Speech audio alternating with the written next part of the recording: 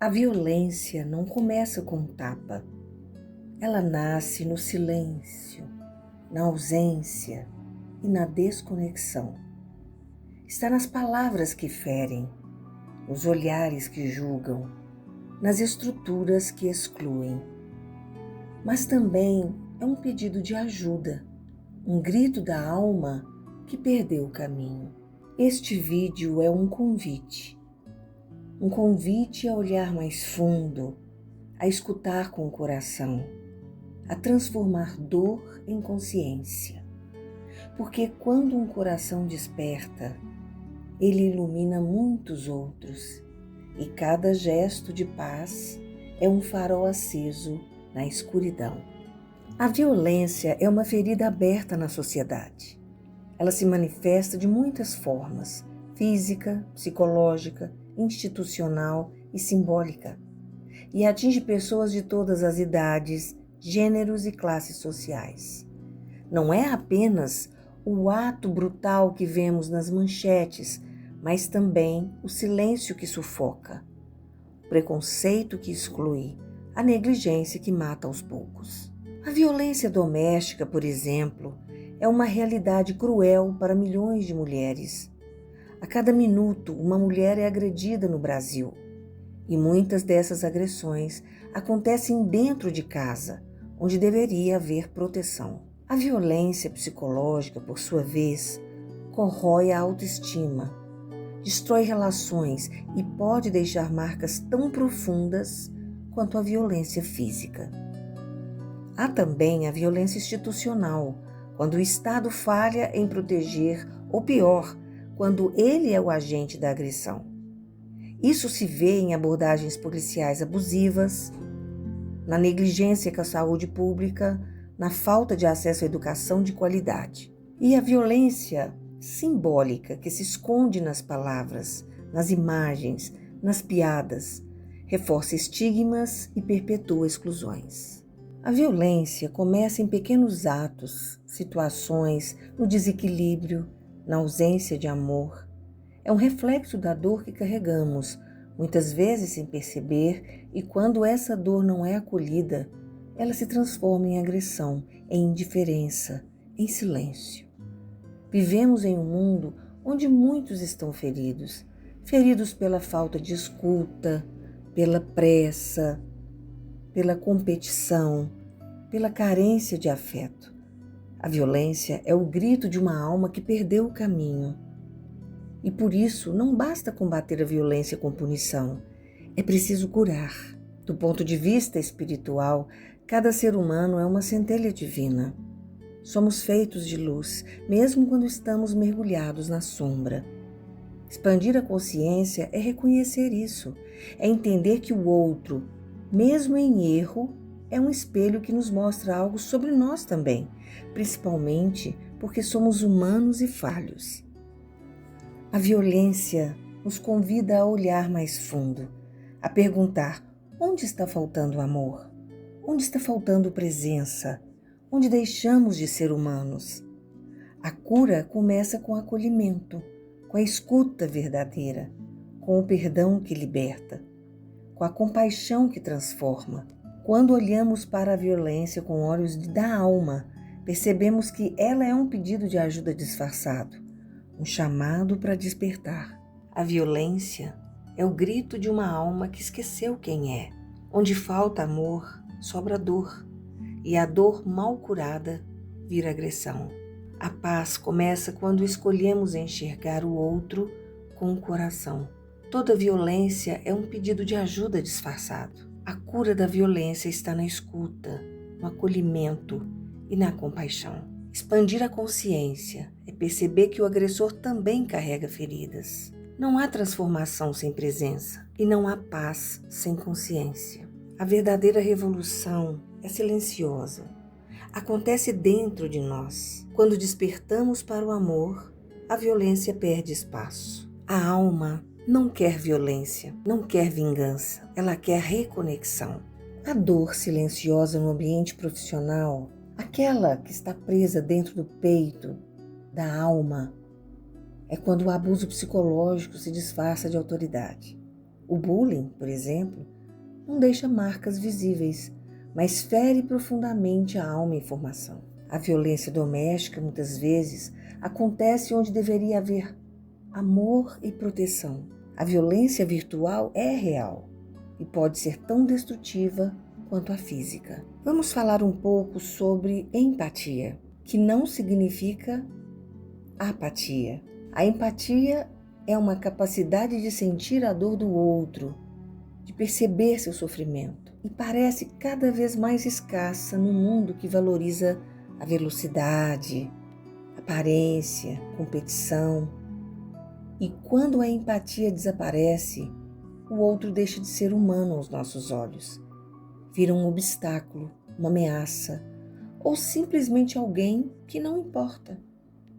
É aí que nascem os conflitos, as agressões, os absurdos, como matar por uma vaga de estacionamento, uma discussão banal, um olhar atravessado.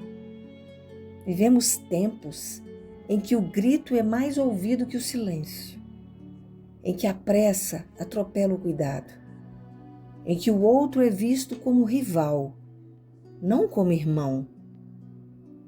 A empatia, que deveria ser o fio que nos une, está se rompendo e com ela a nossa humanidade. Hoje se mata por banalidades, por uma discussão no trânsito, por um celular, por uma palavra mal colocada.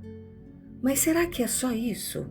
Ou será que estamos matando porque já estamos desconectados há muito tempo? A falta de empatia começa pequena, quando ignoramos o colega que está triste, quando zombamos do diferente, quando não ouvimos o que não nos interessa. E vai crescendo, até que o outro vira um inimigo, e o inimigo vira alvo. Empatia não é fraqueza, é força, é coragem de sentir o que o outro sente, se colocar no lugar dele, se entender que por trás de cada rosto há uma história, uma dor, uma esperança. Esta história foi baseada em fatos reais e recentes. Após o divórcio, Luana tentava reconstruir sua vida. Mãe de uma menina de 5 anos, de nome Isabela, conheceu Márcio, que aparentemente era um homem gentil, mas ela ainda não havia conhecido sua vida pregressa. Em poucos meses, estavam morando juntos. Luana acreditava que o novo relacionamento traria estabilidade à filha, que ainda chorava à noite pela ausência do pai. Nessa idade, a criança não entende a distância e nem por que não via seu pai com mais frequência. Ainda tinha um homem totalmente desconhecido morando em sua casa que, para ela, estava ocupando o lugar do seu pai. No início, Márcio tentava se aproximar de Isabela, mas com o tempo,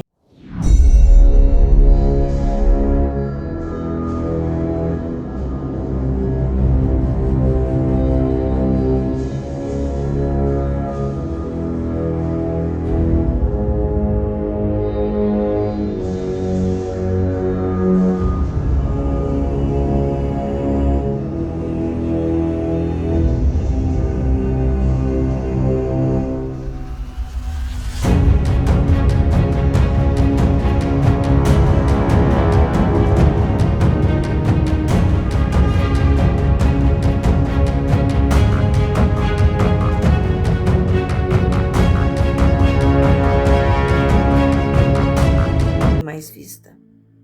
O pai biológico tentou contato, mas foi ignorado. Quando insistia, recebia mensagens ríspidas de Márcio. Ela não existe mais para você. Pare de insistir. A família paterna denunciou o desaparecimento. A polícia investigou e, após semanas, encontrou o corpo da criança soterrado no quintal da casa onde vivia com a mãe e o padrasto. Luana e Márcio foram presos. Ela confessou que permitiu abusos com a filha por medo de perder o companheiro. Márcio, com antecedentes criminais, disse que a criança atrapalhava a vida do casal. A tragédia chocou o país. O caso gerou comoção e debate sobre os riscos que as crianças enfrentam em lares reconstituídos. Psicólogos, educadores e juristas reforçam a importância de observar mudanças de comportamento na criança, manter diálogo aberto com filhos e com a escola, denunciar qualquer sinal de agressividade ou abuso, priorizar o bem-estar infantil acima de qualquer relação afetiva. Segundo as investigações, o padrasto já tinha antecedentes criminais e a mãe havia solicitado medidas protetivas anteriormente. Há também suspeitas de envolvimento com tráfico de drogas, o que torna ainda mais grave o ambiente em que a criança vivia. Esse tipo de situação exige atenção redobrada dos órgãos públicos e da sociedade. Aqui estão alguns alertas importantes para pais separados que reconstroem suas vidas afetivas. Investigue o histórico do novo parceiro. Verifique antecedentes criminais, observe comportamentos agressivos, descontrolados ou manipuladores. Não ignore sinais de violência verbal ou emocional. Observe a relação entre o parceiro e a criança. A criança demonstra medo, evita contato ou muda de comportamento? Há gritos, punições severas ou ameaças? O parceiro demonstra impaciência ou desprezo pela criança? Mantenha o vínculo com outro genitor. O pai ou mãe biológica deve continuar presente, salvo em casos de risco. A criança precisa de referências afetivas estáveis.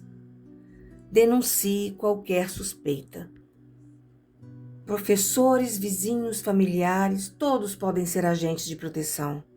Ligue para o Conselho Tutelar ou Disque 100 em casos de suspeita. Essa história é um alerta. Crianças não têm voz nem defesa. Cabe aos adultos ouvi-las, protegê-las e agir diante de qualquer sinal de perigo. Se quisermos um mundo menos violento, precisamos reaprender a olhar, a escutar, a cuidar, porque a paz não nasce de armas, nasce de encontros. O mais chocante é que essas tragédias, que antes pareciam simbólicas ou distantes, hoje fazem parte da nossa realidade cotidiana. Embora sejam casos extremos, eles ocorrem com frequência preocupante.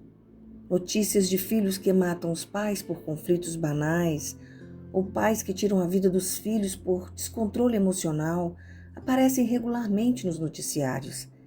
Esses atos revelam uma ruptura profunda nos laços familiares e na saúde emocional. O abuso sexual cometido por parentes, como pais, padrastos, tios ou irmãos, é uma das formas mais devastadoras de violência. Muitas vítimas são crianças e adolescentes, e o silêncio imposto pelo medo ou pela vergonha perpetua o ciclo de dor. Esses acontecimentos não são apenas estatísticas, são gritos de alerta. Eles mostram que a profecia da degradação dos vínculos humanos, como descrita em textos sagrados, está se cumprindo diante de nossos olhos. Isso exige mais do que uma indignação. Exige ação, consciência, acolhimento e transformação. Tudo isso exige uma profunda reflexão espiritual e social. Na visão espiritualista, esses atos não são apenas crimes, são sintomas de uma humanidade desconectada de sua essência. Quando o amor se esfria, o ego toma o lugar da empatia. E sem empatia, o outro vira objeto, não irmão. Falar sobre isso é doloroso, mas é necessário, porque só encarando a sombra é que poderemos buscar a luz. Essas histórias não são apenas tragédias anunciadas, são sinais. O amor se esfria e a empatia desaparece. Quando o cuidado vira descaso, o outro vira ameaça. Mas sempre haverá esperança, porque cada história pode ser transformada com acolhimento, com consciência, com luz. Cada segmento da sociedade tem um papel nessa transformação. É essencial para inspirar ação e responsabilidade coletiva. A família é o primeiro templo da alma. É onde aprendemos a amar, respeitar e cuidar, escutar com atenção e sem julgamento, estimular o diálogo e o acolhimento emocional, buscar ajuda quando há conflitos, não esconder, não silenciar. Ensinar desde cedo que empatia é tão importante quanto disciplina. A escola não forma apenas profissionais, forma seres humanos. É necessário promover educação emocional e valores humanos, identificar sinais de sofrimento e agir com sensibilidade. Criar espaços seguros para que os alunos se expressem. Ensinar que respeito é a base de qualquer convivência. Na saúde é a mesma coisa. A dor emocional também precisa de cuidado. Tratar a saúde mental com a mesma seriedade da física. A violência não é apenas um ato, é um reflexo. Um reflexo da dor que não foi verbalizada, da alma que não foi vista, mas a cura. E ela começa com a consciência, com o acolhimento, com o amor. Que possamos ser faróis em meio à escuridão. Vozes que iluminam, gestos que transformam, presenças que curam, porque quando um coração desperta, ele acende outros e a luz se espalha. O que a vítima de violência precisa ouvir? Eu acredito em você. Sua dor é real. Você não está sozinha. O que aconteceu com você é grave e não deveria ter acontecido. A violência sempre será uma ferida aberta na sociedade quando não houver medidas preventivas, protetivas e seguras. Este vídeo não busca explicar a violência, mas busca reconhecer a dor de quem a viveu, porque antes de qualquer reflexão, é preciso escutar. Antes de qualquer cura, é preciso validar o sofrimento. Cada pessoa ferida pela violência carrega uma história que merece ser contada. E cada escuta verdadeira é um passo para a transformação. Que este vídeo seja um espaço de acolhimento, um lugar onde a dor não é negada nem silenciada, onde a alma ferida encontra respeito, presença e luz, porque quando um coração é escutado, ele começa a se curar. E quando a dor é reconhecida, ela deixa de gritar sozinha.